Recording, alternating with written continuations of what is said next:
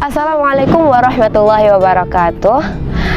Alhamdulillahirrabbilalamin. Wassalatu wassalamu ala asrafil anbiya'i wal mursalin wa ala alihi wa sahbihi rasulillahi ajma'in. Amma ba'du. Rabbi shrah li sadri wa yassir li amri wahlul 'uqdatam min lisani yafqahu qawli. Allahumma faqihni fid din wa 'allimni at-ta'wil. Pertama-tama marilah kita panjatkan puji dan puja syukur kita kepada Allah Subhanahu wa taala, karena Allah Subhanahu wa taala telah memberikan kita nikmat iman, nikmat Islam, nikmat harta, serta nikmat dapat merasakan bulan puasa pada tahun ini. Dan berdoa ya, buat bulan puasa tahun depan kita bakalan ketemu lagi. Oke, dan tidak pula lupa kita mengucapkan salawat untuk baginda besar kita, yakni Nabi Muhammad SAW, dengan mengucapkan Allahumma salli ala Sayyidina Muhammad wa ala ali Sayyidina Muhammad. Oke, kawan-kawan atau pemirsa-pemirsa di rumah pernah dengar nggak sih sebuah berita? Sebenarnya berita ini terjadi beberapa bulan belakangan ini sih ada. Nah, seorang ibu menggorok 3 orang anaknya, 2 kritis, 1 lagi meninggal. Itu anak mendapatkan berita dari guru Ana ya. Nah, kalau misalnya kata guru Ana, berita ini karena faktor ekonomi mereka yang lagi lemahnya, belum lagi faktor keluarga mereka yang udah hampir diambang lah bahasanya kayak gitu. Kasian gak sih? Kok bisa sih seorang ibu melakukan hal ini? Mungkin kita berpikir seperti itu ya, tapi gimana lagi faktor ekonominya? Ibunya aja mengatakan seperti ini, gak apa-apalah aku membunuh anak-anakku, yang penting mereka bahagia di sana. Kasian banget sih. Oke, jadi kali ini kita akan membahas tentang keutamaan zakat terhadap hubungan sosial bersama saya Lutfiah Balkis Putri pada kali ini ya. Oke, mayoritas muslim bener, tapi yakin kita tuh Islamnya Islam beneran? Nggak cuman Islam KTP aja. Mungkin banyak orang ngomong kayak gitu ya. Itu bukan Ana, mohon maaf. Nah, jadi dalam Al-Quran sudah dijelaskan banyak hal tentang zakat. Seperti contohnya beberapa ayat yang diawali dengan kata-kata seperti ini. A'udzubillahi minasyaitonirrajim. Wa aqimus salata wa atu zakah.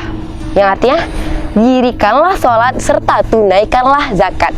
Banyak loh ayat Al-Quran, berarti tandanya dia tuh udah sedekat itu antara sholat dan juga zakat gitu. Nah, mungkin teman-teman atau pemirsa di rumah pernah bertanya, zakat itu apa sih? Masa cuma dilakukan di bulan Ramadan? Atau kepada siapa sih zakat itu diberikan? Nah, yuk kita bahas ya. Zakat adalah mengeluarkan sebuah harta tertentu pada waktu tertentu serta untuk orang-orang tertentu. Nah, fungsi zakat apa sih? Kok kita cuma ngeluarin uang, ngeluarin beras, ngeluarin makanan pokok doang kayak gitu?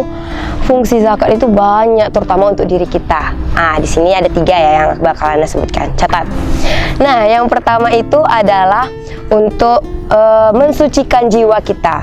Yang kedua itu membersihkan harta kita, serta yang ketiga itu adalah menjauhkan diri kita dari sebuah kebinasaan. Kebinasaan ini banyak ya, nggak cuma di bagian harta aja, mungkin kita sakit atau gimana. Nah, setelah itu kita bakalan membahas tentang 2 jenis zakat. Nah, zakat itu terbagi menjadi 2. Yang pertama itu zakat mal. Zakat mal, pernah dengar nggak sih?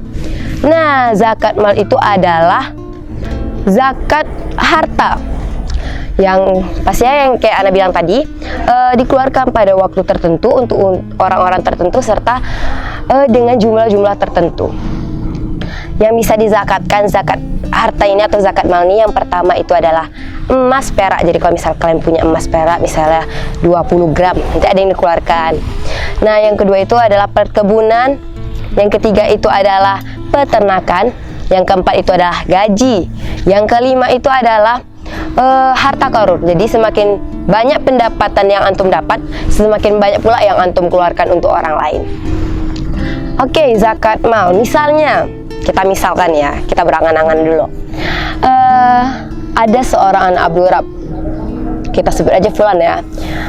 Fulan ini memiliki peternakan terbesar di dunia. Peternakannya apa aja? Sapi contohnya. Kita ambil sapi aja ya. Nah, jadi sapi peternakan terbesar dunia. Ingat, di dalam harta kita ada hak orang lain. Jadi dia tuh menyumbangkan sekian banyaknya waktunya, dan untuk orang-orang tertentunya ada waktunya. Dan itu emang harus dikeluarkan ya. Coba kita bayangkan setelah kita berikan itu kepada amil zakat atau petugas zakat, kan itu disalurkan ke orang-orang yang membutuhkan. Sapi itu mahal kan, daging sapi itu mahal. Otomatis orang-orang yang kurang ekonominya tuh mungkin dapat daging sapi itu cuman waktu Idul Adha, waktu kita potong kurban aja. Terus seberapa bahagianya mereka ketika mendapatkan sapi itu.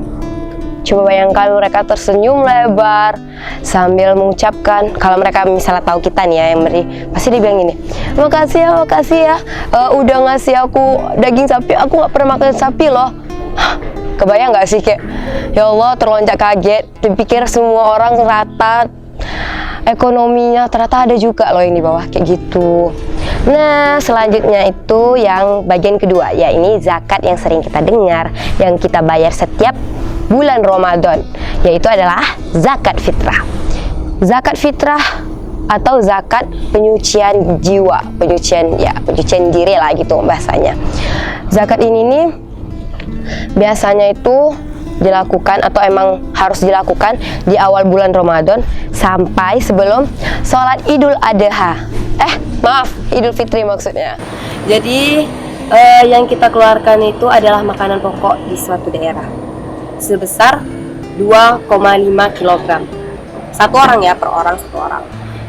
Jadi misalnya nih, Ana sekarang kan lagi sekolah di Pekanbaru bersama kawan-kawan Ana. Yang nanggung kami pasti orang tua kami. Jadi di sini ada makanan pokok itu beras. Ya otomatis beras yang dikeluarkan. Kecuali kalau misalnya beras nggak ada nih ya, kita bisa mengganti dengan uang yang setara dengan harga beras tersebut. Nah, oke. Tadi Anda pernah ada bilang nggak sih? Oh ya, ada bilang tadi siapa aja orang-orang yang berhak mendapatkan zakat. Oke, sebenarnya itu ada 8 golongan. Jadi kita bakal bahas semuanya. Catat ya. Nah, yang pertama itu adalah fisabilillah, orang-orang yang berjuang di jalan Allah. Apakah cuman sekedar perang aja?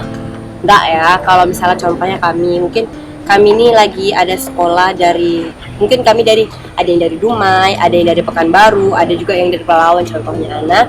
Itu tuh datang ke sini untuk menuntut ilmu, itu termasuk jihad ya.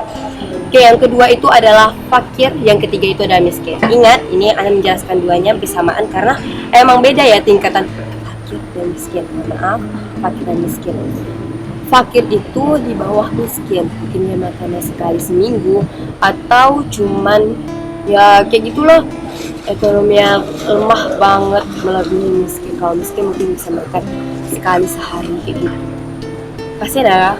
Nah, maaf ya, itu enggak penyakit hati. Nah, yang selanjutnya yang keempat itu adalah Ibnu Sabil atau seorang musafir. Musafir ini nih harus dikategorikan untuk yang baik dan jalan itu lebih dari 94 km. Yang kelima itu adalah mu'alaf, orang-orang yang baru masuk Islam dari agama lain ya. Biasanya orang-orang yang seperti itu tuh kalau misalnya emang keluarga yang nggak bisa nerima, pastinya bakal dihapusin dari kakak contohnya, atau udah nggak dapat harta warisan segala macam, makanya kita bantu perekonomian mereka gitu. Yang keenam itu tuh memerdekakan budak. Ini kita skip ya, karena alhamdulillah semenjak Rasulullah SAW datang, perbudakan sudah dihapuskan. Jadi kita bersyukur. Oke, yuk kita sholat sekali lagi. Allahumma sholli ala Sayyidina Muhammad wa ala ali Sayyidina Muhammad. Assalamualaikum ya Rasulullah. Nah, yang ketujuh itu adalah petugas zakat. Petugas zakat, ya tergantung sih sebenarnya kah misalnya petugas zakatnya itu orang-orang yang hartanya bagus, hartanya banyak, mungkin kadang dia bakalan memberikan yang lebih sedekahkan. Yang kedelapan itu adalah orang yang memiliki hutang yang nggak bisa lagi dibayar, jadi kita bantu membayarnya. Oke, coba bayangkan, kita di video ini kita harus banyak membayangkan aja ya. Coba bayangkan kalau misalnya semua orang yang 8 orang tadi yang Ana sebutkan tadi itu mendapatkan harta yang setara, otomatis perekonomian Indonesia bakalan sama rata, betul nggak sih? Dan sebenarnya ya, dari buku yang baru Ana baca, kalau misalnya udah petugas zakat, kita nih berzakat kan, tapi zakat itu nggak tahu dikemanain, itu tuh udah salah satu tanda-tanda kecil hari kiamat bakalan datang. Jadi mari kita ingat kematian ya. Oke, jadi sekian aja lah tausiah singkat, juga singkat enggak, yang penting tausiah Ana pada hari ini. Semoga bermanfaat serta tolong dilakukan agar kita sama-sama mendapatkan amal jariah ya, serta yang benar datang dari Allah dan yang salah datangnya dari Ana. Jadi Ana mohon maaf sebesar-besarnya bila Ana banyak kesalahan dalam pengucapan maupun perbuatan saat duduk di sini. Oke. Ana tutup, wabillahi taufiq wal hidayah. Wassalamualaikum warahmatullahi wabarakatuh.